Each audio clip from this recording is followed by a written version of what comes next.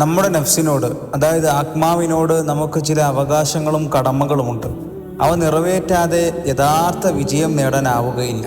നഫ്സിൻ്റെ യാഥാർത്ഥ്യം എന്ന് പറയുന്നത് നഫ്സ് അള്ളാഹുവിനുള്ളതാണ്. സത്യവിശ്വാസികളെ, ഈ നഫ്സ് യഥാർത്ഥത്തിൽ നമ്മുടേതല്ല, നമ്മൾ അതിൻ്റെ ഉടമസ്ഥരുമല്ല.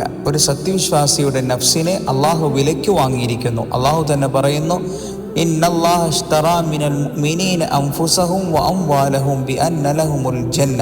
തീർച്ചയായും സത്യവിശ്വാസികളുടെ പക്കൽ നിന്ന് അവരുടെ ശരീരങ്ങളെയും അവരുടെ സ്വത്തുക്കളെയും അള്ളാഹു വാങ്ങിയിരിക്കുന്നു. ബിഅന്ന ലഹുമുൽ ജന്ന, അവർക്ക് സ്വർഗമുണ്ടായിരിക്കും എന്നതിനു പകരമത്രേ അത്. അതുകൊണ്ട് തന്നെ ഒരു സത്യവിശ്വാസി തൻ്റെ റബ്ബായ അള്ളാഹു എന്ത് കൽപ്പിച്ചുവോ അത് പ്രവർത്തിക്കുകയും എന്തിൽ നിന്ന് വിലക്കിയോ അതിൽ നിന്ന് വിട്ടു നിൽക്കുകയും ചെയ്യലാണ് ഒരു സത്യവിശ്വാസിയെ സംബന്ധിച്ചിടത്തോളം ഏറ്റവും ഉത്തമമായ കാര്യം.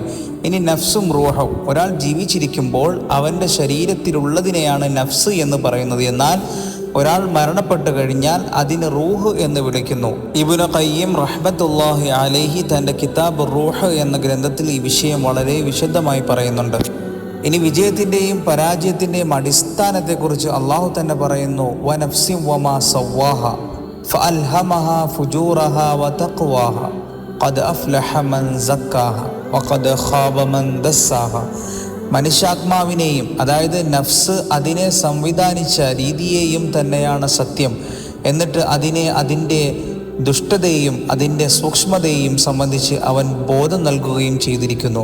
അതിനെ, അതായത് ആത്മാവിനെ പരിശുദ്ധമാക്കിയവൻ തീർച്ചയായും വിജയിച്ചു, അതിനെ കളങ്കപ്പെടുത്തിയവൻ തീർച്ചയായും പരാജയപ്പെടുകയും ചെയ്തു. യഥാർത്ഥ വിജയം നേടുന്നത് തൻ്റെ നഫ്സിനെ ശുദ്ധീകരിച്ചവനാണ് എന്ന് ഈ ആയത്തുകളിൽ നിന്ന് നമുക്ക് വ്യക്തമായി മനസ്സിലാക്കാൻ സാധിക്കും. അതിനെ നശിപ്പിക്കുവാൻ ആര് തുനിഞ്ഞാലും അവൻ്റെ ജീവിതം പരാജയത്തിൽ എത്തുക തന്നെ ചെയ്യും. അള്ളാഹുവിനോടുള്ള അനുസരണയിലൂടെയും പാപങ്ങളിൽ നിന്ന് അകന്നു നിന്ന് ആത്മാവിനെ ശുദ്ധീകരിച്ചവനാണ് യഥാർത്ഥ വിജയികളിൽ ഉൾപ്പെടുക എന്ന് നാം മനസ്സിലാക്കേണ്ടതുണ്ട്.